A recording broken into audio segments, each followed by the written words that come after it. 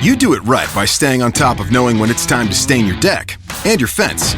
Lowe's is here to help you do it right with the supplies you need and the know-how to get it done. Plus, we even help you save, because now when you buy 1 gallon of select Valspar exterior stain and sealant, you'll get a second one 50% off via mail-in rebate. Whatever you need to make your outdoors even greater, do it right for less. Start with Lowe's. Offer valid through 7/31. Exclusions apply. See store for details. U.S. only. Hey there, Face here. Nick Jr.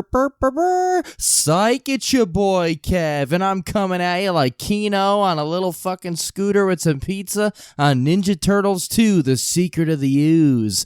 And I just want to tell all you wildcats that this is a comedy and crime podcast, so even though we cover many serious cases and true events, we do like to throw in some inappropriate jokes and dark humor, like things about buttholes and beavers and bushes and stuff like that.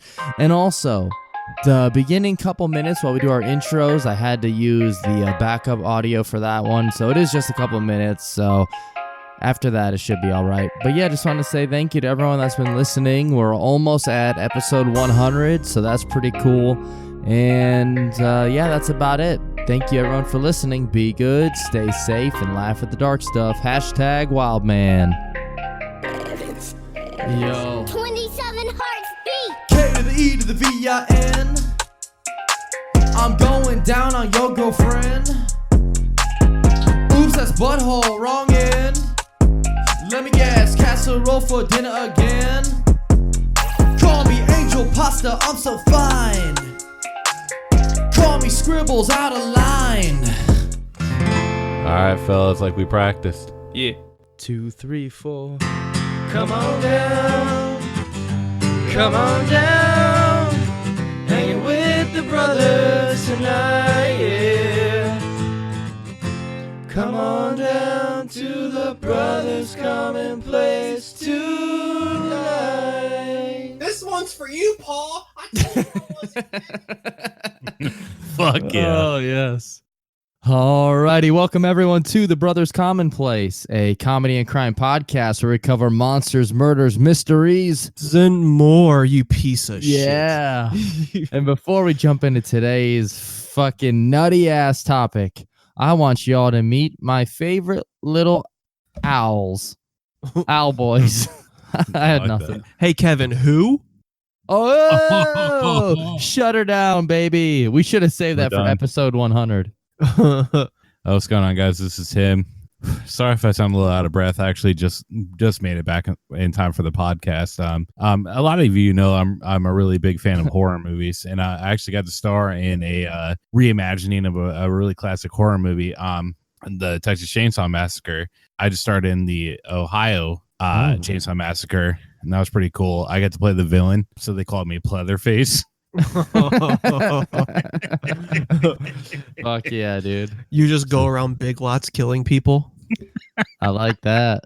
Yeah, I mean, usually it kind of sucked though. Usually I didn't get to kill anybody because they all just killed themselves. So yeah, it was a great time. Hey, what's up? This is Spence, and I don't know. I had an opening earlier today when I was washing dishes at the unnamed sandwich shop.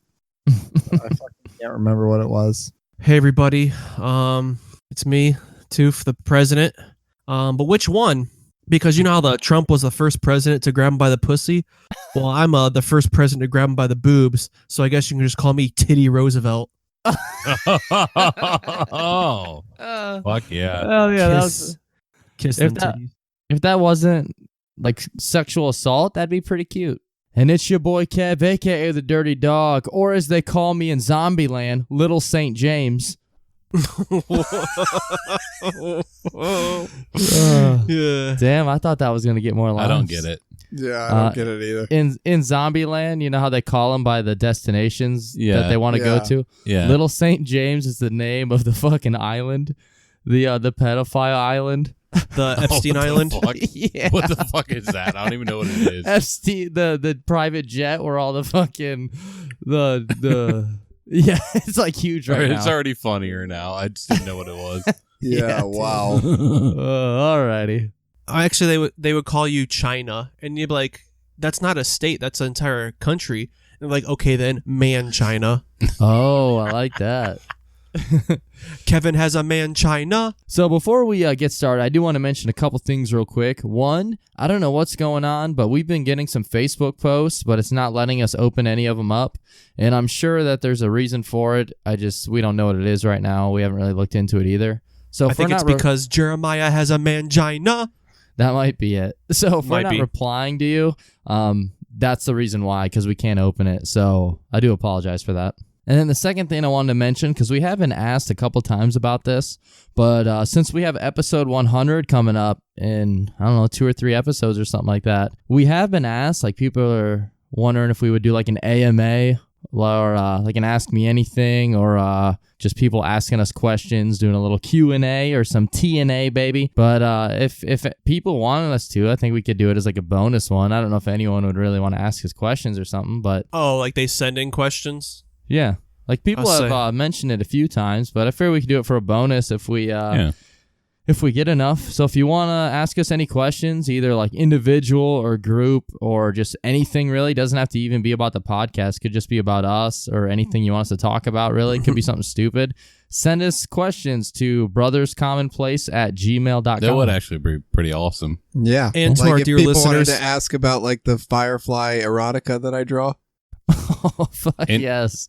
Yeah, baby. Give it to me, baby. And if you want to ask, I'll just go ahead and tell you, yes, I have slept with a man. Fuck, I'll just tell you that now. Yeah. And It was Toof. And Damn it. and Spence. I was just going to make a joke about like, and if you ask us, we'll tell you which members of the podcast it was. And then you both already named off to. Everyone but me got laid. Well, Kev didn't know about the time he got laid. Yeah, that is true. I had a bit of a sugar rush going on, and I passed out from all that sugar. Yeah, the roofies work well that time. I was going to say, good thing it's an AMA where they send in questions and not the AMA on our Reddit, because it'd just be all my alternate accounts sending messages to us. Hell yeah, dude. So, alrighty, anything before we get started with this case? This might end up being a long All one. the Russian shills on Twitter are actually Toof accounts. Oh, fuck yeah. He's all the Russian hackers. So, alrighty, today's topic. I'm not going to tell you what it is right away. I will mention it in a couple minutes because, well, you'll see why. So, for our main sources for this topic, we use forensic files for a lot of it. What was it? Crime notes or something like that? Criminal misconduct. Malcolm in the Middle. Malcolm in the Middle, Campus Times, and pretty much every news site. This was a decently popular case, and this is one that has been requested a couple times. So, that is why we're doing this one. So as far as the sources go, there are a lot of sources, and a lot of them do have some conflicting information. So just a heads up. And also, there is a ton of information out there on this one. So there'll probably be some details that we leave out, but I'm pretty sure we'll hit like all the main ones, but there might be some that's a little different.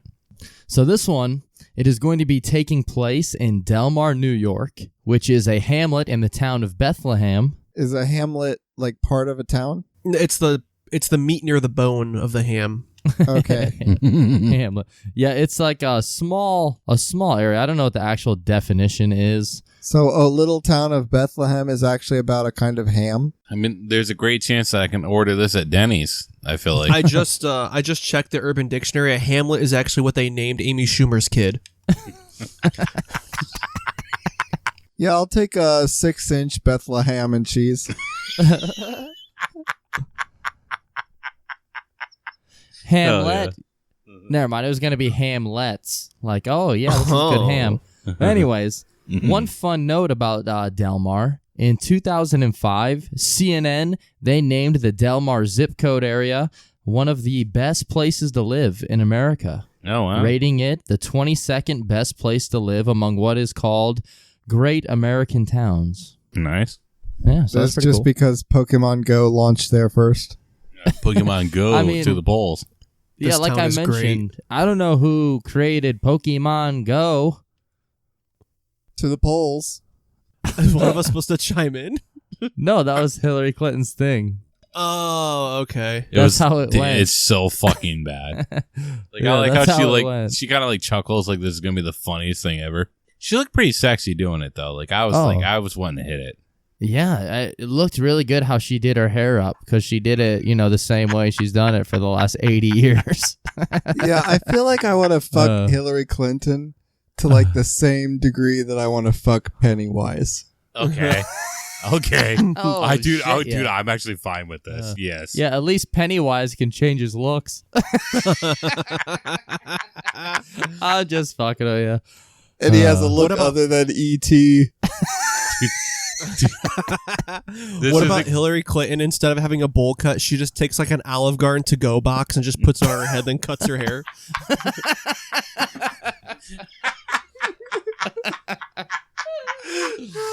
Holy shit, if she doesn't, I'm going to. So as far as this case goes, it involved one family in particular, that family being the Porco family. which based on the names, you probably think that I was referring to the Dursleys, but no, I am not. Wait, so the Porcos lived in Hamlet? Yeah. Oh, Jesus, man. Come on. Fuck yeah. That was Who fucking decided to do that to them?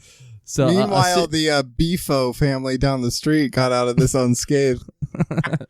So a serious note though, this is a pretty brutal case. So that is why I waited to mention the name. So if you do have any Porco jokes, I think we should get them out of the way now because this is going to get pretty bad. The fat pilot of the X-Wings in the end of the original Star Wars when they fight the Death Star. His name is Porkers. Oh, nice. Hell yeah.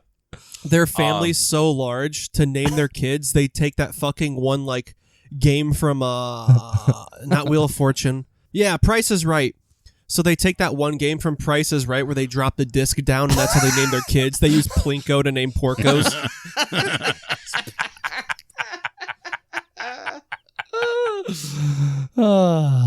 So the Porcos, Peter and Joan, they had been married for 30 years at the time of this event. And Okay, they also hang had... on. Okay, Fuck. Peter Porcos. Peter fucking Porco. Dude. Oh, wait, that was a character in Into the Spider-Verse, Peter Porker. Voiced by John Mulaney. It was. Jesus Christ. Damn it. We had no idea we were making fun of a murder. We're never going to get through the fucking intro. We're never going to learn anything more than the names of these poor people. The Porco family, Peter and Joan, had been married for 30 years at the time of the event, and they also had two sons. Jonathan, the older brother, and Christopher, the younger brother, both were in their early 20s. So Jonathan, he was 23, and Christopher was 21. Okay. Young Porcos. Yes. And we'll mention Peter's job right here in a second, but Joan, she is an elementary school speech pathologist, or a school speech pathologist. I think it was elementary school. So the date is November 15th, 2004, the Ides of November. Peter Porco, the 15-year-old father of the 52-year-old father of the family, he had not shown up for work that morning. So he had a pretty good job too. He was a court clerk and his office was located in Albany, and he did not report to it on the 15th. So the Forensic Files episode that I watched, they stated that it was a prestigious job at the New York State Supreme Court, and he was a clerk for an appeals judge. So he's a pretty important dude. So whenever he's not there, it's definitely noticed. So what does he do? He just like opens the orange for the judge? Appeals. Yes, that's exactly what he does, dude. You son of a bitch. Wow. And unfortunately, by him not showing up, that seems to be how a lot of murder cases begin. The victim is usually killed or something happens to them, and then once they stop showing up for work, they go and someone goes and checks on them, but it's usually too late and the killer is gone. It's been a day or two. So that is unfortunately how this case is beginning. Damn. I thought you were going to say that when they just found the guy taking a shit, he was just late for work. Which is how they always find me. Always, dude. I like how your picture on your right now is you taking a dump. So immediately, his coworkers, they knew something was wrong because that's not like Peter at all. And so they call the cops and they have a police officer sent over to go check on him. And then one note here, since we mentioned some sources do have different information, some of the sources mentioned that it was actually one of his colleagues that first went to the home and then they contacted the police. So, but either way, someone goes and checks on their house and then a police comes over. Let's hope he's okay. And upon arriving at the two-story home at 36 Broccoli Drive in Del Mar, the officer knew that something wasn't right. It looked like a break-in or trouble or struggle right off the jump. which that is according to the Forensic Files episode. A lot of sources say, oh, it looked completely okay from the outside. So it's like a lot of small stuff conflicting, so it's kind of annoying. Fucking Broccoli Drive, dude. It's Brock, like Brock Lesnar, then Ley. Oh, okay. I was So like, it's dude, not like you can broccoli. easily, like, I don't fucking research, so you can just make up whatever fucking names you want, and I'm not going to call you out. Well, they can't have a Brock Drive because then it would only show up like once a month. It only shows up in April for So then, fucking like- WrestleMania. Yeah. Is that in Exact- April? Yeah, April, and then like maybe like August for SummerSlam, and then you wouldn't see it, the rest of the time. Or if you want the real WrestleMania, you go to Saudi Arabia. No, Fuck, yeah. that's actually true. So the officer notices right away when he pulls up to the house that there is a key left in the doorknob and that the door had been left slightly open. Well, And that's then- spooky as shit. Yeah. And then on the ground of the front porch, like right outside the door, he noticed that there were some drops of blood. So right away, this isn't looking too good. And this is his house where his wife and kids should be too, right? Well, the two kids, we'll get to where they are. They don't live here.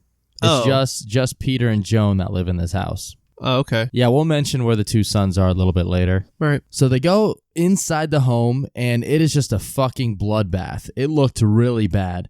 There was blood splattered all over. There were handprints, fingerprints, bloody smears, literally blood everywhere. We're talking in the foyer, all over the floor, in the bathroom, on the sink, on the stairs, on the walls, the kitchen, the dishes, everywhere. It's like you just play that scene from Dumb and Dumber or whatever where Bob Saget just says there's shit everywhere, but you fucking do it so instead of shit, it's blood. Pretty Wow. much. Pretty much. So this is the only time that anybody's ever kind of quoted Dumb and Dumberer. Hey, actually, no, later on I do mention how could I forget those hairy nipples. Oh, fuck. Okay, never mind. Twice. And then, worst of all, the officer noticed right away that to the side of the front door at the bottom of the stairs, there was a body whom he recognized as Peter Porco. And Peter, he had been bludgeoned to death. And there are crime scene photos of the room in the house, and it's pretty brutal. Like, it was so bad that in the videos, there's a lot of people that even say, like, it's just, we've seen different crime scenes, and this one is just really, really hard to talk about. And then the officer, he goes upstairs into the master bedroom, and lying on the bed, just barely alive, was Joan Porco, Peter's wife. Holy shit, still alive. God damn. But they didn't know that she was still alive yet because the bed, it's soaked with tons and tons of blood. Like, it looks like the elevator from The Shining just like fucking opened up above this house and just unleashed everywhere. The whole bottom of the floor, it looks like someone was chased through this entire house and just fucking slashed apart. Like, there's blood literally everywhere. Then upstairs, Joan, she is covered not only in her own blood, but Peter's blood as well. The bed is completely soaked, so we're talking like drenched, completely soaked through. And I'm sorry I keep mentioning that and like how gross and disgusting this whole thing is. Like, some people, they don't like to hear those details, and some true crime podcasts, they leave that out completely. But this scene is really fucking bad, and I think it's important to go into detail so you can understand just how brutal and fucked up this whole thing is and what the person that actually did this was capable of.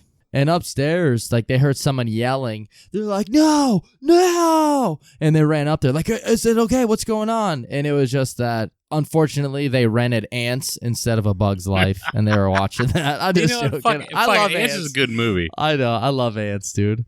I like Ants. Uncles are better. All right. Well, maybe not one of mine. So back to the scene. Joan is lying on the bed. Right next to her, there's a 3-foot-long fireman's axe. And while the investigators were on the scene trying to save Joan because they noticed that she's actually breathing, she was beaten with this axe so badly that they could see part of her brain. Oh, hey-o. Like, she was beaten and her arm was chopped really badly too. Just a fucking straight ruthless attack. Like, someone just went berserker on her. This sounds horrible, but hashtag wild woman for it staying alive from that. Yeah, it's fucking insane. But yeah, she's still alive, but she's been beaten badly in the head and she suffered severe head and facial trauma. In the Forensic Files episode, they mention how they're trying to cover her mouth to give her oxygen, and they legit couldn't figure out where her mouth was because of all the blood and damage to her head. And one paramedic said her jaw was basically just sitting on her chest. So did he hit her with like the other side of the axe? I mean, because the axe isn't like super sharp. Yeah. But it is like fucking heavy. It is more bludgeoning, but it's still gonna fuck you up. Like she took like shots to the face and head and shit. So it's from the Axeman from New Orleans then. It sounds like it almost. He left her alive. I mean, to go back many years after. To go back to what you said earlier, like when they didn't even notice her at first, imagine how scary it'd be. Like you're barely alive, just laying in that bed, like holding on as much as you can. They just come in and like, oh man, there's another body, and they just throw a white blanket over her immediately. Yeah, and she sits up. Oh, fuck yeah. What if she popped up? She's like, here in my car, I feel safest of all. Hashtag wild woman. That doesn't make any sense at all. But anyways, so this poor lady, she would be rushed to the hospital, and somehow she miraculously survives this attack. Fuck. But unfortunately, she would lose her left eye and part of her skull. Hashtag wild woman. Yeah, hashtag wild woman. And blood splatter analysis, they would check out the bedroom scene, and this would reveal that Joan, she had been struck 3 times by the axe while she was asleep, and Peter, he had been struck 16 times while sleeping. Wait, so he gave him 16, and then her 3? Yes. That was based on the blood splatter. How the fuck can you even tell how many times from blood splatter? Like after like 7 blood splatters, how the fuck could you tell? Yeah, they did a good job. This next part, it is like 1/3 incredibly fucked up, 1/3 sad, and 1/3 fucking hashtag wild man. It is fucking insane. Keep in mind, Peter, he was found downstairs, okay? Sometime during the night, in bed, Peter, he fucking wakes up. He wasn't dead yet from this attack. From 16 axe attacks, he wasn't dead yet. He was still upstairs in bed, all right? Okay. And then he just fucking wakes up in the middle of the night and comes downstairs. What? All the blood downstairs is from him coming downstairs. So how... I don't get how you don't wake up after a couple of those. Unless, like... I guess the first one could, like, beat you unconscious in a way. So he's asleep in bed. He gets 16 axe blows, like, to the head, the body. He's completely fucked up. Then... in the middle of the night, sometime he raises up like the fucking Undertaker, and then he starts getting ready like he normally would each day. He gets up, he puts a shirt on over the bloody one that he was attacked in, like it's just another day for him at this point. Now, the reasoning behind this is because the neocortex of his brain, which controls the reasoning, the thoughts, and language, like the outer part of his brain, that was severely damaged, and it was in pretty bad shape from the attack. However, his paleocortex underneath that layer was intact, and this layer pretty much controls his primal instincts and second nature habits. So he is just a fucking zombie at this point. It's almost like I don't know if, they're probably not fucking real, but the story of that one guy who like tried to give himself brain damage so he can forget Skyrim so he could play it for the first time over again. Is that what? Wait. All right, let's put this case on hold for a second. Yeah. What? Kev, Google like guy injure self to remember Skyrim again or something like that. Okay, that'll have to be a bonus episode, dude. Oh, the wild man. Yeah, we'll have to fucking look at that. He's already a wild man. Like, come on. So back to this case. Yeah, Peter, he wakes up, he puts a shirt on, he goes downstairs, he goes in the bathroom, starts like, I don't know, brushing his teeth or something, getting ready. He has like pretty much his brain and mind isn't working. He's pretty much just running off of like routine and just like second nature habits. Yeah, like pure muscle memory. He's like legit a zombie right now. So he goes downstairs, he starts getting food ready like for work. He starts putting random dishes away, and all the blood marks on the first floor where it looks like a bloodbath, that's all from Peter just going on about his morning. He's just bleeding to death everywhere. But he's not aware because he has his brain's like not fucking working. And then he goes outside, he opens the door, goes out onto the front porch, And that's where they noticed the blood drops when the police first showed up. That's because Peter went outside and grabbed the morning paper. When he's about to grab the paper, this part right here is kind of, some say this happened, some say it didn't happen, or it happened, but they don't know if it was him or the killer. But they think maybe the door closed behind him and it was locked. And then he grabbed the spare key from the flower pot and used it to unlock the door and then go back inside. Because whenever the police show up later, they find the spare key in the door and then the door open a little bit. So Okay. it's up for debate whether it was him or the killer, but there was blood drops on the porch out front. Yeah. But anyways, after he goes inside, he bled out and fell down and died. Imagine like when he's putting his shirt on, he like just looks down and he's like, man, I thought I put on the fucking white shirt. Why am I wearing the red shirt again? And he just kept walking around thinking he's wearing the red shirt all day. Yeah. Man, I wear a red shirt on Wednesdays. What the fuck? I thought it was Thursday. You've got red on you. But that's insane. Like, it's incredibly fucking disturbing and messed up, but it's like super interesting and crazy. Like, it's just, he's just hanging out inside the home doing his normal morning routine, bleeding out until he's just finally has no blood left pretty much and falls over dead. Yeah, it's fucking insane. It's crazy. Yeah, it shows like what the brain can do. Keep in mind, he was attacked 16 times with a fucking fireman's axe. So imagine what his body looks like. Yeah, absolutely. It's just what the brain can do while the rest of the body started to shut down. Yeah. It's pretty incredible. His body looks like what gum does when it runs out of flavor. Pretty much, dude. So now we're going to come back to Joan. She is barely alive, but she is able to communicate. So we have officers and first responders, EMT, like there's a bunch of people in the area, like in the room with her trying to help out. And she's getting asked a bunch of questions. Like she can't speak or anything. Her fucking jaw is pretty much hanging off. She can't even, I mean, she got beat in the head. Her brain is visible. And they're asking her questions. And she would respond by shaking her head left to right to signal like no, or up and down to signal yes. That's kind of fucked. How can you even like accept her answers? Like she might be completely fucking like done for. Well, like that super concussed too. Like that is up for debate, and that will come up a lot later. But the detective on scene, he asks her, he's like, "Can you hear me?" And then she nods her head yes. And then he says, "Is there anyone at all? Hello? Can you hear me? Is there anybody in there?" Oh, that's not right. But the detective says, "Do you know who attacked you?" And she shakes her head yes. Keep in mind, there's also EMT in there, and we don't know. There could be a bunch of people talking to her. She might not even have any fucking idea what's going on or not. What year is this again? 2005? Okay. 2004, I'm sorry. The detective asks, "Do you know who attacked you?" And he says that she nods her head yes. And I believe he asked, like, was it a family member? And she would nod yes again.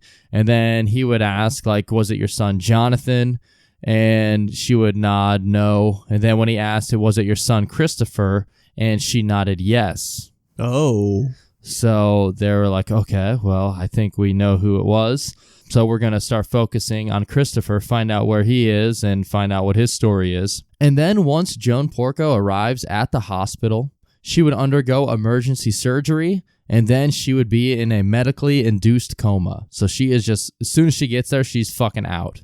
Damn. Yeah, so that was all the information they got from her, was a few nods. Yeah, it's a fucking nutty story. And now it was time for the police to figure out, like, who the hell's responsible for this. Of course, they want to speak with Christopher, the youngest son, since this is whom they believe Joan had told them was responsible for the attack. But before we get into that, we are going to mention a few things about the crime scene real quick. So right away, they noticed that the key code entry box thing for the alarm had been smashed. Like, it's not the actual alarm, but it's like the box you put the key in, like the key code in, like the numbers.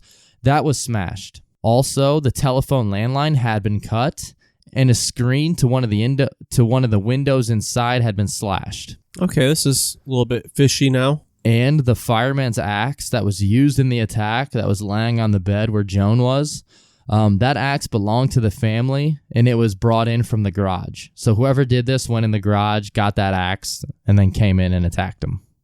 Okay. Now, and remember, juggalos are around during this time. That is true. That's very true. Going strong, actually, in 2005. When has not been around? We kind of gave up in like 2007, then came back in 2009. Yeah, we tried to leave. We tried to leave the family, realized we had nothing better, nothing else, nowhere to go, and they brought us back. I'm just wondering what you guys were doing in 2001. Shh, don't worry about that. So inside the home, nothing had been taken. No money, no jewelry or anything like that. Peter's wallet was left alone. Joan's purse was left alone. And the investigator said that it didn't look like anyone had gone through or emptied any of the drawers or anything. It looked like whoever did this just came in, did a brutal killing, smashed the fucking alarm key code thing, cut the telephone line, slashed out a window, and then left. Okay. Yeah, so they're not thinking it was a robbery. They just think it was someone who was mad enough or angry at the family, and it was just a fucking straight-up brutal attack. With all that blood, they should have easily gotten a footprint or a fingerprint, right? I was literally going to head for that one, too, if you beat me to it. There were lots of handprints and stuff like that, but keep in mind, that happened after the killer left. Because Peter woke up in the middle of the night and came down and just fucking blood everywhere. Oh, yeah. So his blood was like covered up. All the prints and blood were from him. The axe had no fingerprints on it, so whoever did it may have had gloves on. But they are looking for the two sons, which if it was one of them, they would have fingerprints in the home anyways because they grew up there. Oh, okay. Yeah. Where you at, Chris? So where is Christopher and Jonathan? Well, Jonathan, he is a naval officer, and he was stationed in South Carolina during the time of this attack, so his alibi is solid. Being in the military on base is pretty easy to prove that he was there. Plus, South Carolina is pretty far from where this happened in New York. And then some of the sources also mention that he was even on a submarine, so no chance that it was Jonathan. So then we come to Christopher, our number one suspect right now. And I will mention before we jump in on him that there are many that believe he is innocent, and a lot of people around him believe that he didn't do this. So keep that in mind while we go over his timeline of where he was that day. Yeah, well, people think OJ didn't do it, so, you know. Also, this guy, Christopher, he kind of looks like Spence a little bit. What? Fuck it, Spence, what'd you do? Guilty as fuck. It depends. In certain angles of him, he reminds me, he kind of looks like Spence a little bit. I posted it in our chat. He looks like a young David Wallace. Yeah, he looks like you and David Wallace mixed. Thing, yeah. Yeah, I see the Spence thing. Yeah, I see it too. Fuck. I get it. So first off, Christopher, he is a student at the University of Rochester, and that is where he is when he receives a call from a newspaper reporter asking for a comment about the murder of his parents. So two things to note. Christopher, he's 230 miles away from Bethlehem, so that's about like 3.5 hours or so.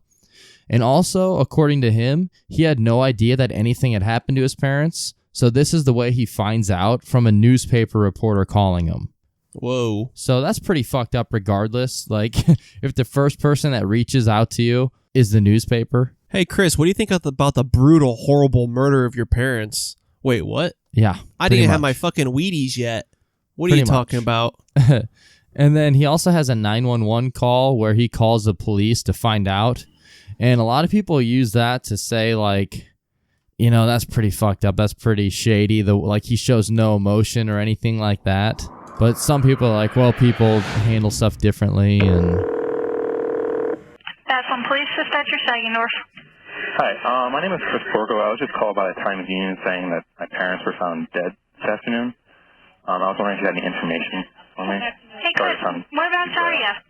I'm at school in Rochester, New York. Okay, and are you in a dorm there? Yes, I am. Okay. Do you have a dorm name or? It's called Monroe. Okay. And you're hearing from the Times-Union? Yeah, they called me and said my parents were found, I guess, dead. I don't know. They didn't say how or anything. Let me try and find you somebody who may have some more information for you. Okay. Now, as far as, when was the last time you said you came down to saw your parents? About 3 weeks ago. It was on the weekend. I can't give you a date. I have to figure it out. I'm not really sure. Okay, but about 3 weeks ago? Yeah. Okay, and the email, what's going on with your email? You said you emailed him today, but you didn't get a response? Yeah, I emailed him this afternoon. My dad at work. Okay. About college loan stuff. Okay. You're going to go right to Albany Med? I don't know. I don't even know where my mom is, but... Yeah, she is at Albany Med. Okay. Do you know her condition? No, because I haven't talked to her. Let me give you my pager number. Okay. Because when you get there, I'll come and see if there's anything I can do for you. Okay. All right? Yeah. Okay, thanks. Yep. Bye-bye. Yeah, this guy's a serial killer, dude. No one just emails people for fun. He gives zero fucks. He gives zero fucks. Yeah. So is there anything you guys notice about it or want to mention about it? He doesn't fucking care. He gives zero fucks. Doesn't ask at all what happened. You think maybe that would be a question you'd want to know? Yeah, he does say my parents were like murdered or something. I have a question. I'm calling. I heard my parents were killed. More importantly, did you catch the score of the Knicks game? I'm just guessing they fucking lost. Yes, sir. You did guess right. So both brothers have alibis of where they were that day, and Jonathan's, his is like 100% solid. So we're gonna jump into Chris's timeline right now. Does Jonathan sound like a little bit more, I don't know, worried when he talks to anybody, or? We don't know a whole lot about that. I mean, okay. He was on a fucking submarine or on a naval base, and at the trial, he might speak against Chris. I don't remember, but I know he says some stuff. We're gonna get into a little bit about Chris's past right here. So. Oh, I think we have Jonathan's phone call if you want to play it. Yeah. Hey, hello. I'm calling from my submarine right now. Are my parents okay? Dude, oh my god, dude, that was so fucked up. What do you mean? I have a toilet paper roll in my room, so I use that. God, that was so fucked up. It's got to stay. Well, let me rehash it. Hello, is this 911? This is... What's their last names? Jonathan Porco. Hello, 911, this is Jonathan Porco. I'm calling from a submarine right now. My brother had a bunch of emails he sent to me because he's a fucking weirdo. Is my parents okay? That's not any better. No, well, it was fucking great. They're both staying. Okay. Alrighty, so let's talk a little bit about Chris's past, and then we'll go into his timeline. Because even if he didn't commit the murder or this attack, I still cannot stand this fucking kid. He's such an asshole and a prick, and I just really fucking hate him. But everyone around him really likes him. Like, he's a charming dude. Like, they said he was a good worker. People just really like him. I fucking hate him. So, first off, his brother, I believe he said that Chris was always kind of a douche to him. Like, his kids, for no reason, he would always, like, destroy his shit. So, like, okay. I mean, Jonathan's the older brother, so this little brother sounds like he was just kind of like a brat. Fuck yeah. But as a teenager, Chris, he seemed like your average kid. He was on the swim team. He had a girlfriend. He had a lot of friends. He got good grades. He would tell people in high school, college. That is literally everything I've never accomplished in school. Wait, no, you said swim team, girlfriend, and good grades, right? Yeah, wait, he has something here that he has in common with you. Shitty Shaq shoes. Hey, throw my hat in that ring. Fuck yeah. Big dog shirts. Once again, let me throw that one in there. Yeah, so Chris, like we said, he was on the swim team. He had a girlfriend. He had a lot of friends. And then towards the end of high school or in college, he would start telling everyone like he's incredibly wealthy, which he grew up in like middle class. Like, he wasn't poor or anything. They had money. I mean, his father had a good job. His parents had good jobs, but he wasn't like super millionaire rich. But that's what he was telling everyone. Like, he would tell them how like his family, they owned many houses. Like, oh, we got houses on the like right on the ocean. We have vacation homes and things like that, even though none of that was true. In an interview with one of his ex-girlfriends, I think he told her, like, he drove by this really big house, and he's like, yeah, my family used to live there, but we wanted to downsize some, so that's why we moved to a different house. Like, he would say lame shit like that, like real stupid stuff. I'm trying to make it that, like, that's the same line I used on girls, too. Like, yeah, my dick used to be really big, I just downsized it a lot. I mean, that's how you got me. Yeah, dude. And like, even though he told his friends, he'd be like, hey, yeah, I just bought a home on the ocean in the Carolinas. Like, even though he said shit like that, he was so charming and convincing that a lot of people would actually believe him. No one's really calling him out because he's kind of believable somehow. Doesn't really make a whole lot of sense because friends would be like, all right, well, let's go to your place or something. But he would always have excuses as to why they couldn't come over. I'll say once again, he's also the opposite of me in high school, a believable liar. And since the age of 16, he worked at the hometown veterinary clinic, and he would help set up and clean up surgeries. And he was said to have been a very good worker. And he was the only young person that worked there that the clinic actually kept and hired. So normally it'd be like a summer job or something, but they kept him because he did such a good job. That's actually really interesting to me because, like, you know, like the beginning signs or whatever of like killers, like animal abuse and stuff. Yeah.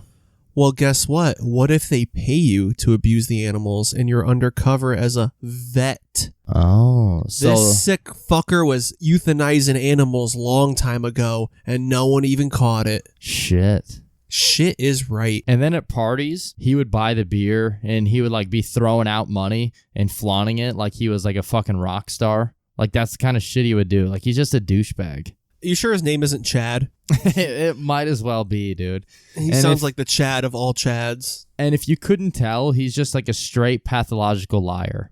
And then he does an incredibly douchey thing here. He would take out loans to pay for his tuition at Rochester where he was going to school. But some of the loans he would take and use that money to buy himself a Jeep Wrangler.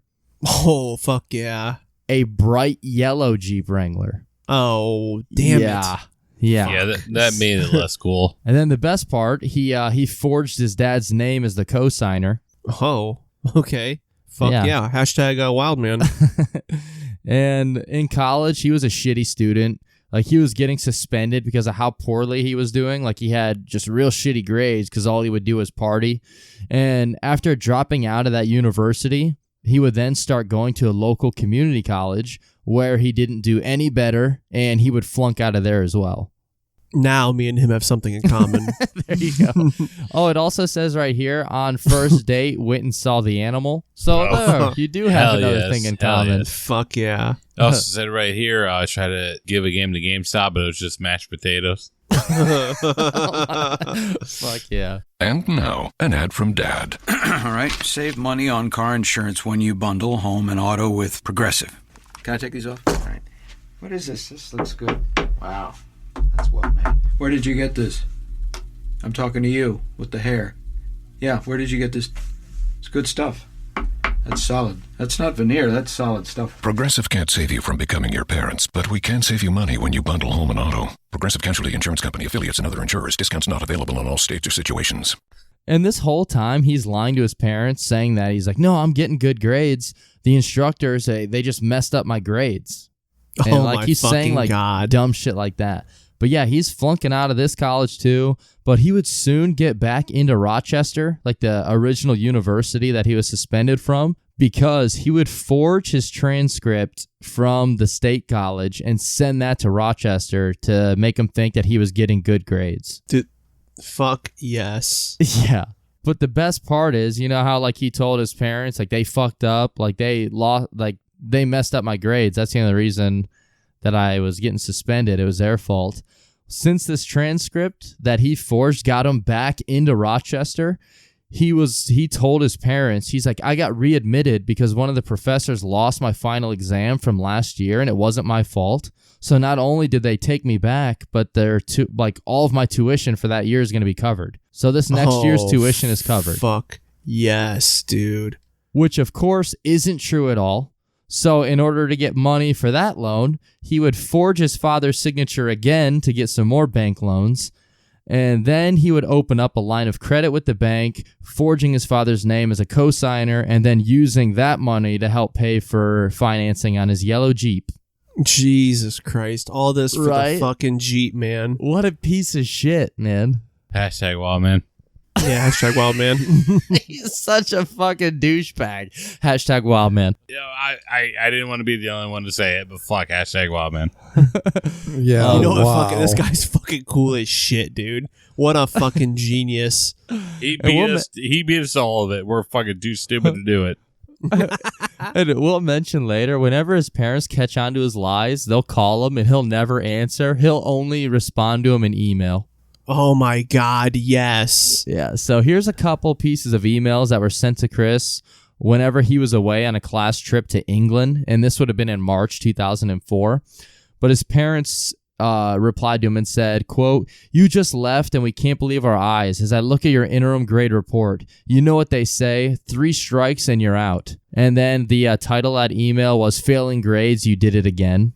Oh, oops, I did it again. Oh, yeah. I forged your name. Kev, that was like actually a jerk move. Kev just actually spoiled the plot from the movie Spider-Man Far From Home.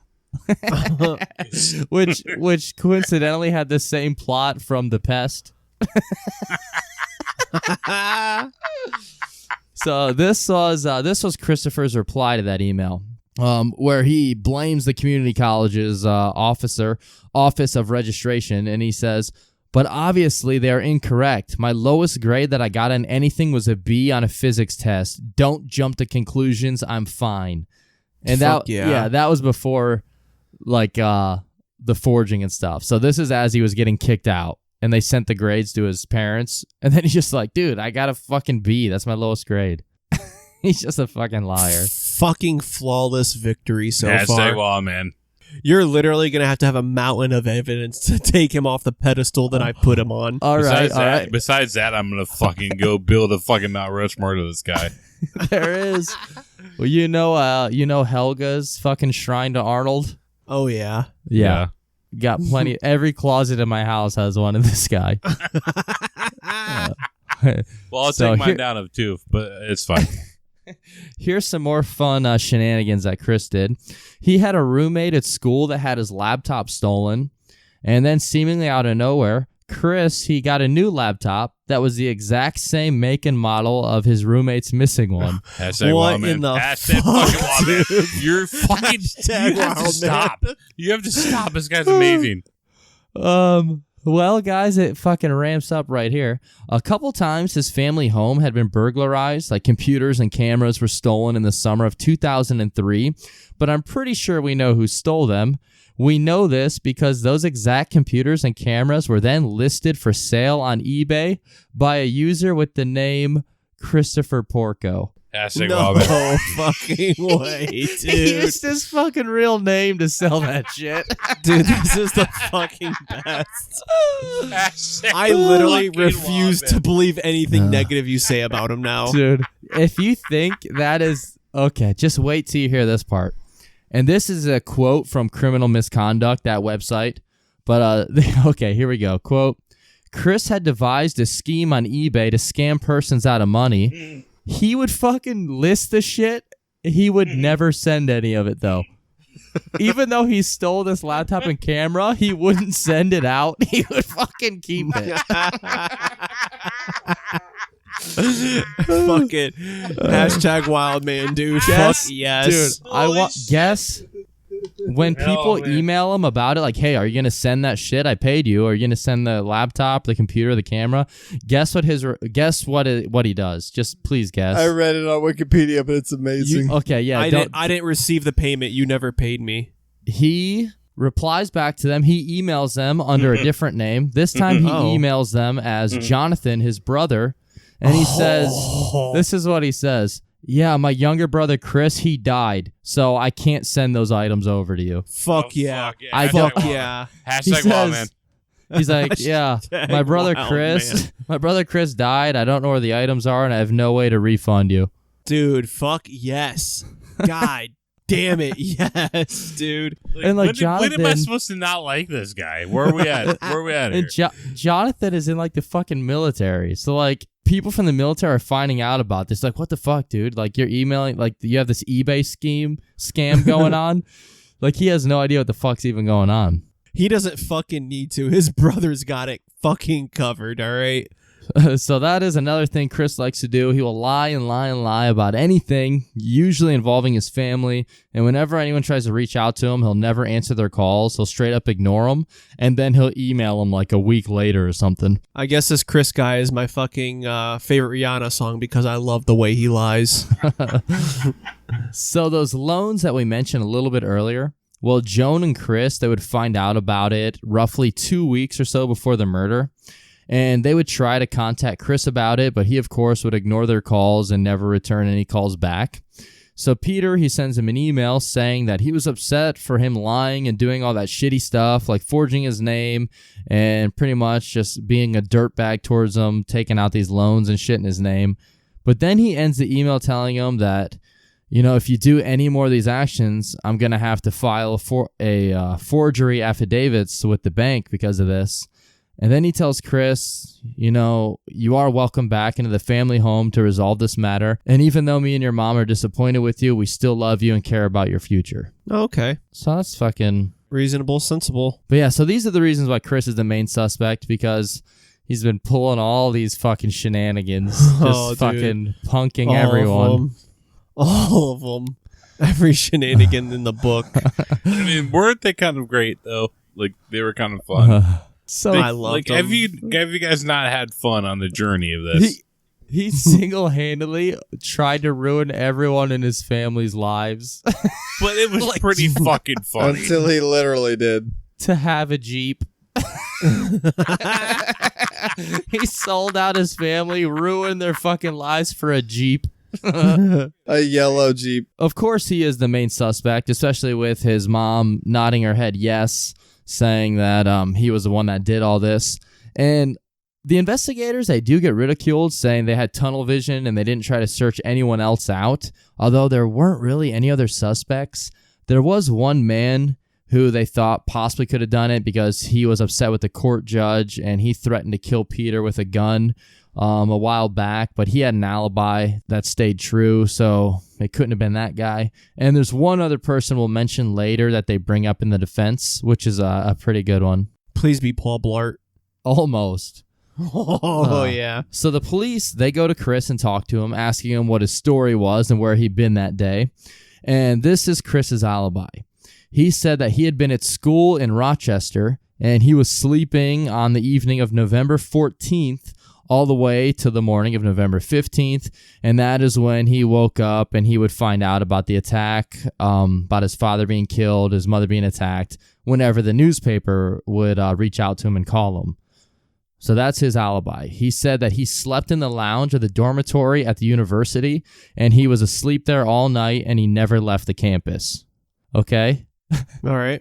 Yeah, of course, pretty far-fetched, yeah. Of course, whenever any of the students in the dormitory were asked about it, they're like, yeah, he wasn't in there. We never saw him sleeping in the lounge. And I think I heard this on another podcast. I don't know where they got it, but they said Christopher's response to it was, well, they couldn't see me because they were all sleeping. Oh, my God. Yes. Fuck yeah. Fuck yeah. Hashtag Wildman, he didn't do shit. So he says he didn't leave the campus. He was sleeping there the whole time. They check the footage and see a yellow Jeep leaving the campus parking lot that night. Oh, fuck. God. Shit. You know, because there's no better way to leave incognito than by driving a just bright leaving. yellow Jeep Wrangler. Okay, fine. Checkmate. You guys got me. But keep in mind, it does take about 3 to 3.5 hours to go from the campus to his parents' home in Delmar. So they obtained surveillance video, and it showed a yellow Jeep leaving the university dorm at around 10:30 p.m. on the 14th and returning at 8:30 a.m. on November 15th.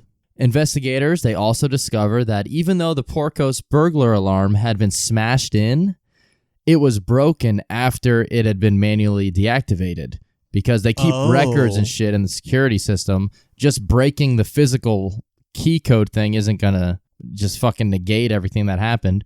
And all right, here's where the hashtag Wildman goes downhill and starting to turn to a fucking putz. To be manually deactivated, you would need to know the master code, a code which only a few people knew, of course, Chris being one of the few people that knew this.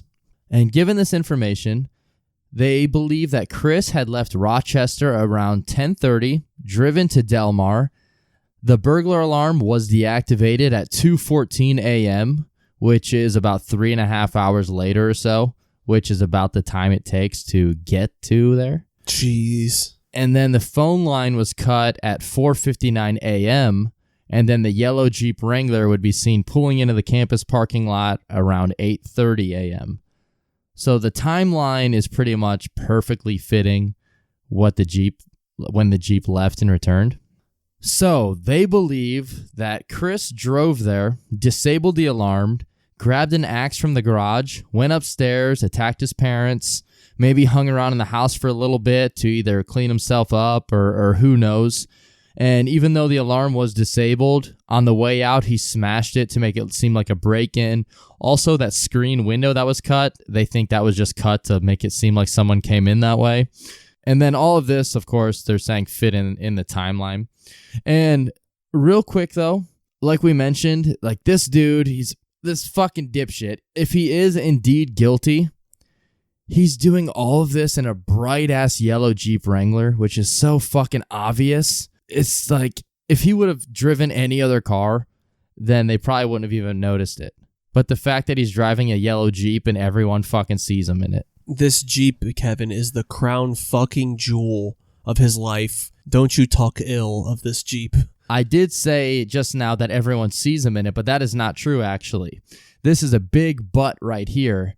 They see the Jeep, but maybe that yellow Jeep wasn't Chris because they don't see him driving it. They see surveillance video of the Jeep leaving and coming back. And, Jonathan. And he is going to New York, where there's a lot of yellow Jeeps. However, this is between 10:30 p.m. and 8:30 a.m., so the police investigate this further.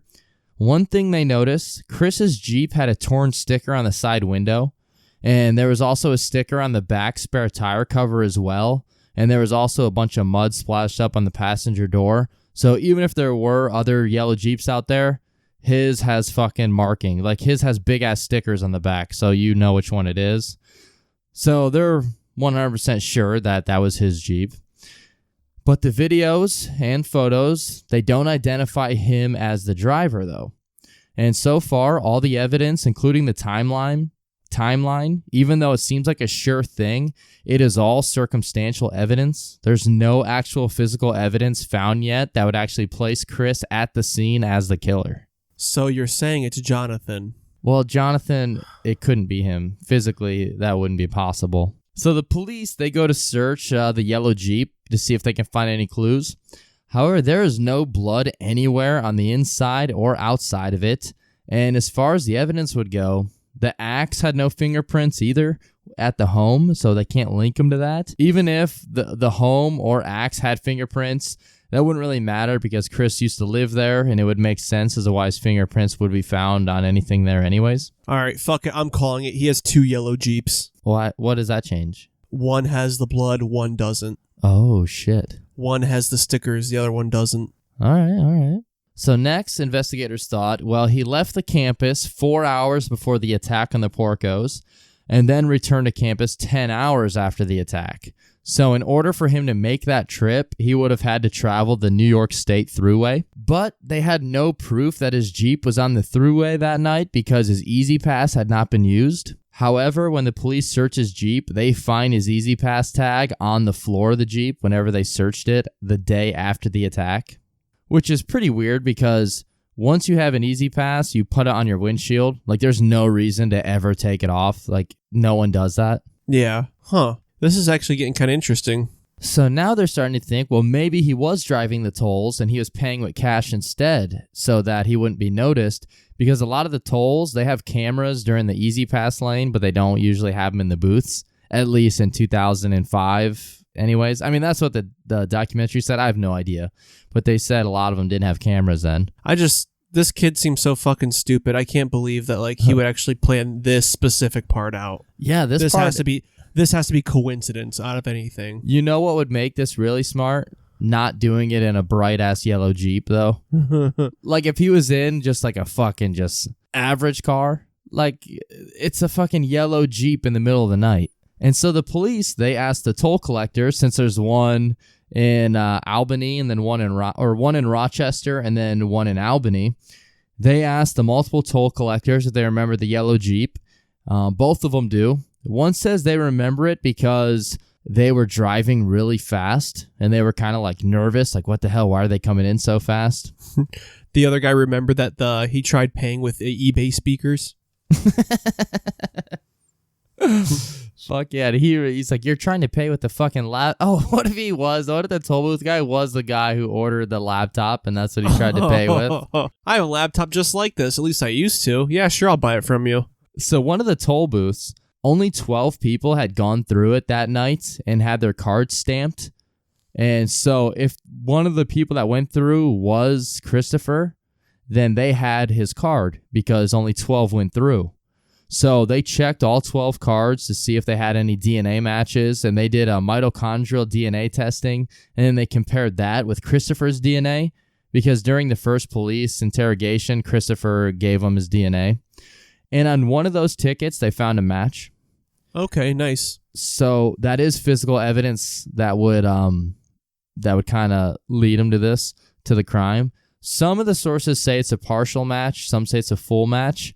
But regardless, it's like there's 12 cars that went through this that night during that time.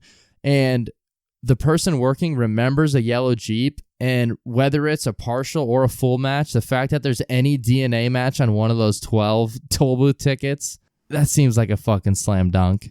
Yeah. Yeah, he didn't do it. Turns out it was Peter. It was me, Jonathan. Yeah, no, it wasn't him. #Wildman. And also, a neighbor testified that he saw a bright yellow Jeep in the Porco driveway on the early morning of the murder whenever he was getting up for work. Yeah, that's pretty much game over. He just fucking parked the yellow Jeep out there, and they knew that was his Jeep. Why fucking have a yellow Jeep? You fucking idiot. You know, like, they're like, oh, Christopher must be home. Because they fucking know what he drives. It's his family's home. But get, like, at that time, they were playing cards, you fucking idiot. So he would, of course, be arrested for the murder of his father and attempted murder of his mother. But, like I said, people believe in him being innocent so much that money was raised to get him out of jail, and soon he would be walking out of jail freely after friends and relatives put together his mandated $250,000 cash bail. Holy shit. Fuck yeah. Who else did he kill? #Wildman. Here's his quote when he got out. I feel pretty good, actually. And he smiled at the photographers, and he said, and I just want you to know I'm innocent. Out of the people defending him, one of those defenders would be his own mother, the one who the investigators believed were the ones that told him that Christopher did it. Wait, I thought she went in a coma or died like after the attack. 3 weeks after the attack, she would awaken from her coma to the surprise of everyone. And when she awakens, she tells the police that Christopher had nothing to do with the attack. It couldn't have been him, so leave him alone. What the fuck? Either she has no memory at all, or she is just fucking in deep denial. But in that picture I sent of you, that's her. Her face is all fucked up because she's missing part of her skull. She has a fake eye. She stands behind him the entire trial. So they walk in to court every day, hand in hand. She sits right behind him during the trial. It's really fucked up. I mean, if it was him, he tried to kill her, and she's defending him, you know? Seems like a Bates Motel kind of thing. She would even send a letter to the newspaper to print that she titled A Mother's Appeal, in which she supported her son, and she was imploring the investigators to find the real killer.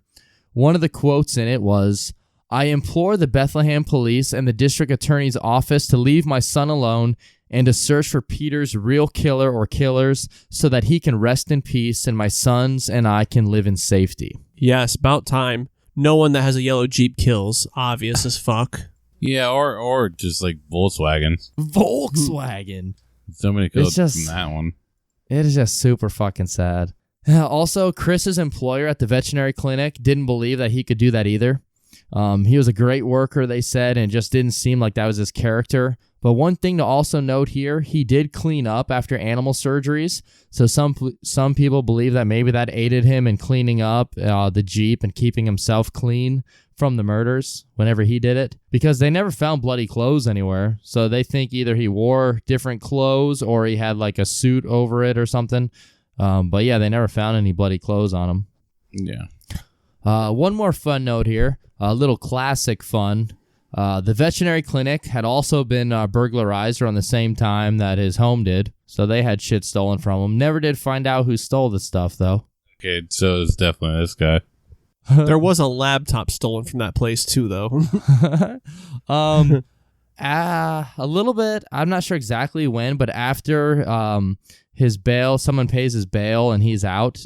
He's out for like a year or so before the trial actually starts. There is another letter that is sent to the newspaper, a letter that is claiming to be from the real killer. So it is the person claiming to have been the murderer, the one that did the attack. And in the letter, he says, quote, "If you ever want to find me, you might want to stop going after the easy suspects." Hashtag Wildman. Oh my God, fuck. Hashtag fucking Wildman. So at least he fucking tried. So that doesn't sound like it was made up by Chris at all, because it's not like he's done anything like that at all. I mean, he is a sociopath, a pathological liar, and somebody that is keen on doing fraud and forgery, but I doubt he would fucking write that letter. Yeah, but what about the other thing that happened too? They found a piece of Jane's like skull and brain on eBay that someone was selling it. That account, yep, Jonathan Porco. That poor guy, dude. He's just on a fucking submarine. Wait, so Jonathan supported him too, though, during the trial and everything? No, I don't think so. I do not stand with my brother. I think he did it. We supported, the guy that did it, but do we not support him now? Like, have you given up? I haven't.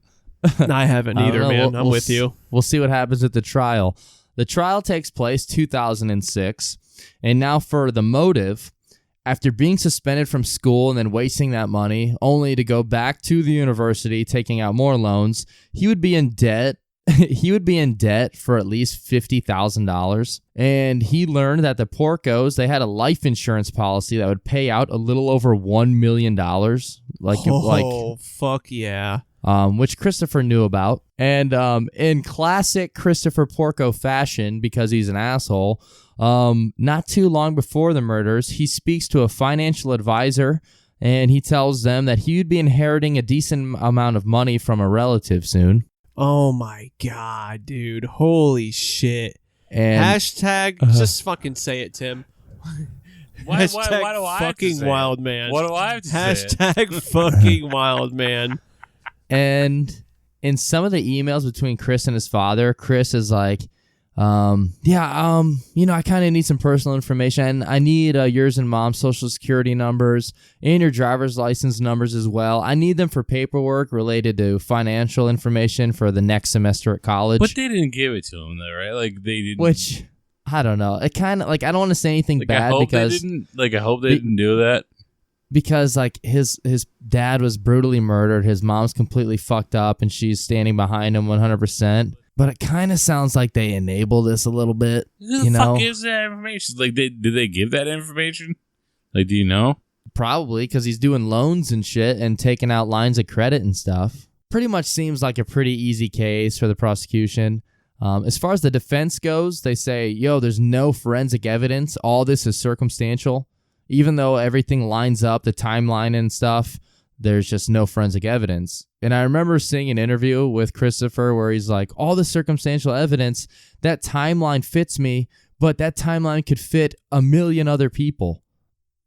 No, I really couldn't. It was just you, buddy.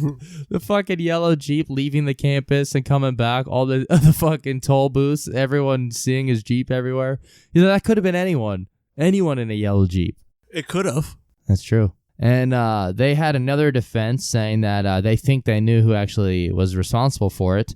Their defense was that the police, they were so focused on Christopher, they overlooked Peter Porco's death could have been the result of retaliation because of his uncle Frank Porco. He was a captain in a Bonanno crime family in New York City. His uncle Frank, he was in prison for loan sharking and extortion, but he also used to be a firefighter, so he would go by the name the Fireman.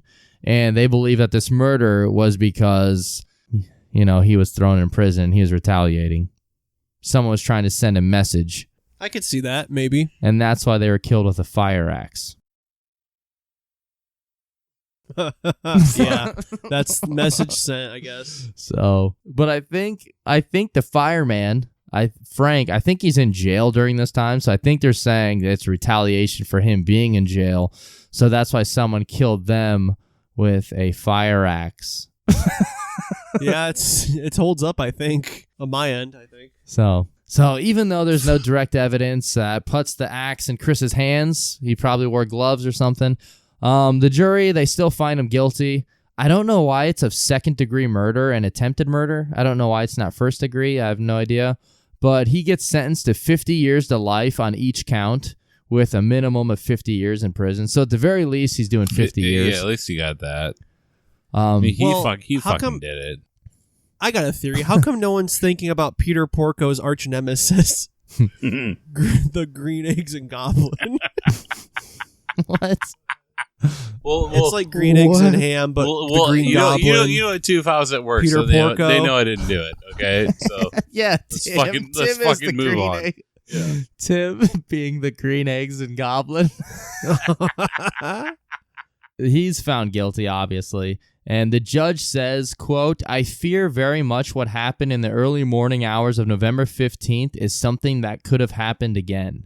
Saying, like, we have to put him away because there's no doubt Chris would probably fucking do this again. Because, I mean, his mom's still alive, his brother's still alive. There's chances that he would probably try to take him out for money. Yeah, right. The Jeep isn't paid off. That's why he'd do it again. Just got a new muffler. Hey, bro, you coming over for fucking Thanksgiving this year? Hey, bro, while you're at it, can you bring some spray paint? Yeah, so we can do some toodalooing like in the old days. Oh, fuck yeah. My car's not yellow anymore. This one's black. I didn't do shit. So Chris, in one of the videos I watched where he's in jail, giving an interview, he says, quote, "I can't imagine attacking anyone, let alone my parents, in that way. That's just not who I am." And he said it's hard for him because now his mother has to live alone, and that's really hard for him to deal with. But he believes multiple people were behind this murder, but they will most likely never be caught. And that is the case of Chris Porco. What are your guys' thoughts? Do you think he was guilty or innocent? Was it a wrongful conviction? I mean, those that are close around him, a lot of people think he's innocent. What's his sentence? How many years? 50 to life for each count. But he got second-degree murder and then attempted murder. I don't know why it's second degree instead of first degree, but I don't know. Okay. Yeah. So what are your guys' thoughts? If he's going to be... He clearly did it. I mean, yeah, we hashtag Wildman earlier, but he definitely did it. It was funny a while ago, but yeah, he definitely did it. Oh yeah, it's just it's so fucking lame. Like, it would have been great if it wasn't him. Like things were funny. Like it would have been great if it wasn't. It was him. He fucking did it. He definitely did it. He got off actually pretty scot-free too, though. And just at the end to pull an OJ, we're like, well, you know, we need to focus on the fucking real killers. One of those. I like how he said killers, too. Yeah. Yeah, that fucking letter. You know he fucking wrote that letter. Dude, that fucking letter. You'll never catch me because you keep focusing on the easy suspects. Yeah. Dude, that's so fucking good. Yeah. It's so lame, dude. So, you guys, anything you want to add to this? Any thoughts? Any comments? No. Yeah. No, not really. I mean... there's a reason he's in jail. Yeah, it's a fucked up one, man. Oh, just because fucking the money? letter is interesting, too. Like, he's pretty much, like, trying to get himself scot-free. Like, they'd be like OJ saying, like, oh, you thought that glove was going to fit him? It clearly only fits my hand. Dude, I listened to, what's it called? Confronting OJ, that podcast, where it's Ron Goldman's sister. Oh, fuck and, yeah. They were reading parts of the book, If I Did It. And there's an interview they play with OJ where he's talking about it. And he's pretty much doing, what'd that guy say in the one case? Strictly scenario speaking. He pretty much does that. Fuck the guy yeah. when he killed his wife, yeah. But yeah, he pretty much is doing that. But he's talking. He's like, man, I walked up there. I seen candles. I was like, what the fuck is going on? He's like, this is strictly just scenario. It's pretty much that. Oh my God, man. Yeah, it was fucking, it's pretty fucked up. So, alrighty, that is the case of Chris Porco. Before we shut this down, I do have a few things I want to mention. I want to give a shout out to our boy Brooklyn, fucking Brooklyn John. I want to give a shout out to him and thank him for all the good shit he does for the podcast, formerly known as the Wildman from Queens. He is now our Brooklyn boy. But now we get to do the Brooklyn. Fuck yeah. Crime time. Yeah, dude. Fuck yeah. And also shout out to our fucking boys of the Last Bandoleros. Thank you for our closing song and making that fucking sweet-ass Ram Jam for us. Hopefully they play in Ohio sometime soon. I really want to go see them play and meet them. I would be there. Yeah, they're fucking... I'm going to give a shout out to our Wildman, Australian Daniel, for his fucking... always crazy and funny snaps. Dude, love him. He is fucking hilarious, dude. He sent me these pictures of from a magazine of Bindi Irwin, and like the title was like Kevin make love to me or something like that, because I mentioned how I had a crush on Bindi, and then the next fucking day she got engaged, so that dream's over. Oh, that's kind of weird timing, huh? Yeah, but she's thick in all the right places, Jeremiah.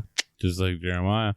Just like Jeremiah. Put a wig on and come over here and grind on my pee-pee, Jeremiah.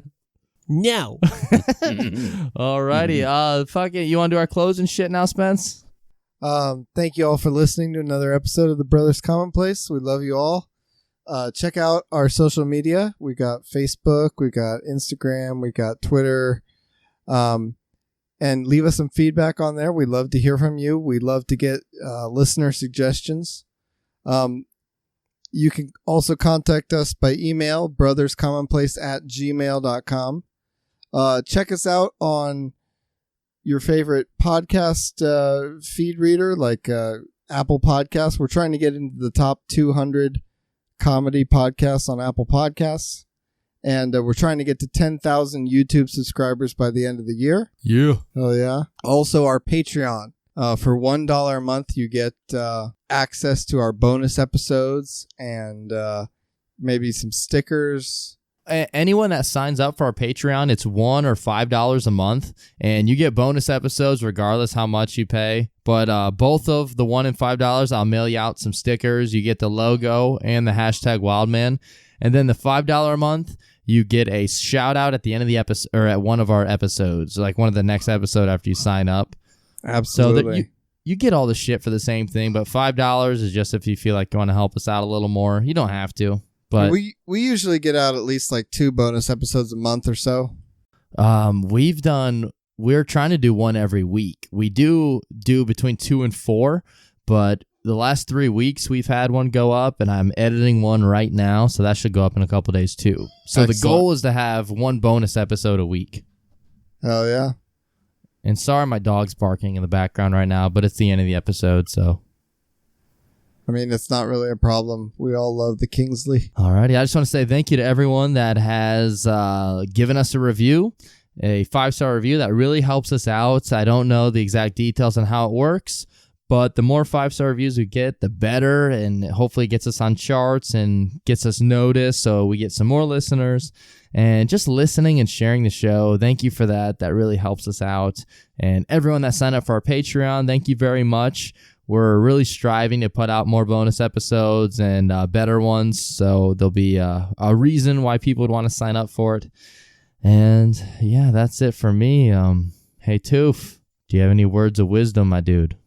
Oh, you better believe it, brother. Oh, yes. Man, this one, I had to dig deep into my fucking mind to pull out the shitty on this one. Oh, boy. Man, even after reading it, doesn't sound right, but I'm just going to go with it. So me and Andrew, we've been bored during the summer, there's not much really to do outside, honestly. So we found these old trees back in our woods on our property, and we drilled some holes in it, some glory holes, and some just some holes in it. We took turns fucking it. We just been fucking these trees, and we come in the trees. It's whatever. It's a tree, and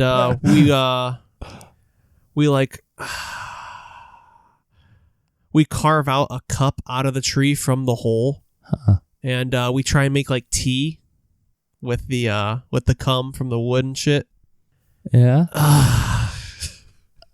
And me and Andrew realized we've been doing this for way too long, and we're getting out of control. We're just fucking all these trees and making all this like cum tea with it. So we decided to come to a truce, and we call it the tree tea of the Wildman.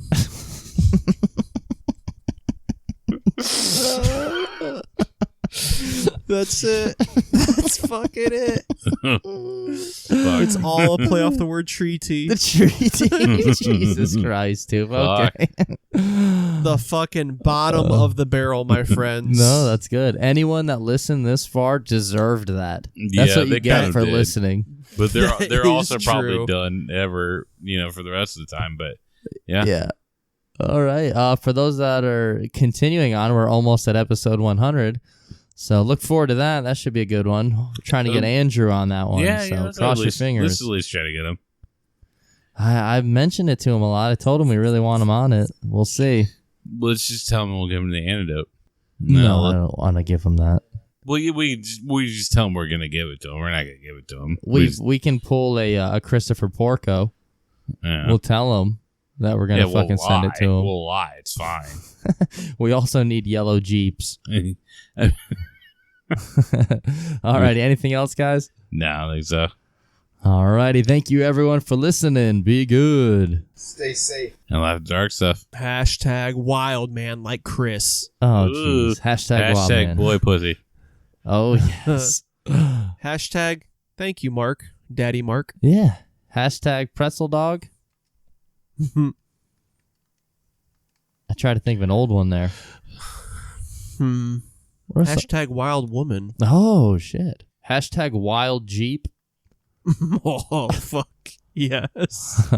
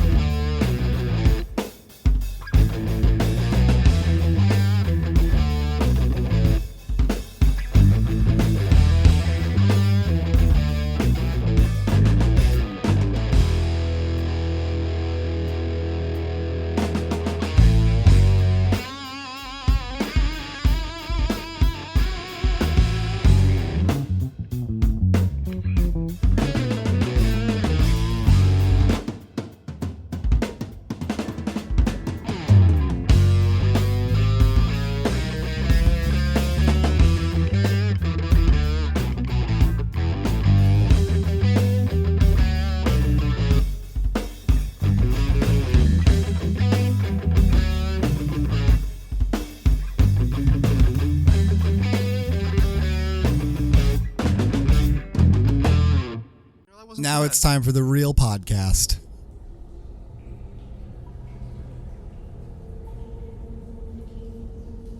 Oh, finally we're alone in this cave. Oh, I need to rest my old knees. Thank you for taking me under your wing, Shanzar. It's such an honor to be learning and traveling with the most well-respected and powerful wizard in all the lands. Oh, that's no problem at all, Chingy Storm Drain. You know, since we're sitting down for a minute, how about I tell you my story? But be warned, it's not a happy one. I am the dickless wizard. I was born without my schmackle. When the other wizards learned my secret, they began to laugh and heckle. I mastered the magic of illusion. I conjured myself a huge one. And now when I traverse the adventurers' halls, they all feel the rumble of my dick and balls. I'll never forget that night, staring at a beautiful sight. I was doing a witch in the ass. She didn't know a spell had been cast. She told me to go deeper, and I only wanted to please her. Doing doggy on the floor, she yelled out more and more, and under the floor turned red. I had humped her too hard, and off came her head. So I ran away and changed my name, and I was never happy again. And that is the end of my story. Oh my god, Shanzar, that story was flippin' crazy. I'm not even joking. That story was nuttier than squirrel ice cream. I know. Hey, Shanzar, do you want to hear my story? Yes, boy, please, enlighten me. What if I told you that witch in your story? Yes? What if I told you she wasn't dead? What do you mean? How would you know that? Because, Shanzar, I'm the witch. What? You do it right by staying on top of knowing when it's time to stain your deck and your fence.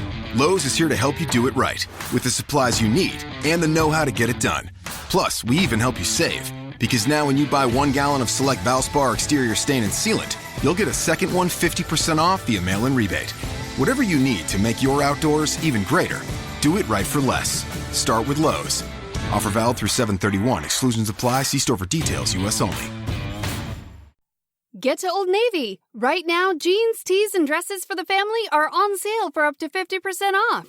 Jeans start at just $15 for adults and $10 for kids. Hurry in now for amazing styles at amazing prices. Up to 50% off jeans, tees, and dresses. And save even more when you redeem your Super Cash now through Sunday. Get there fast. These deals won't last long. End Sunday at Old Navy and OldNavy.com. Valid July 20th through July 28th. Select styles only.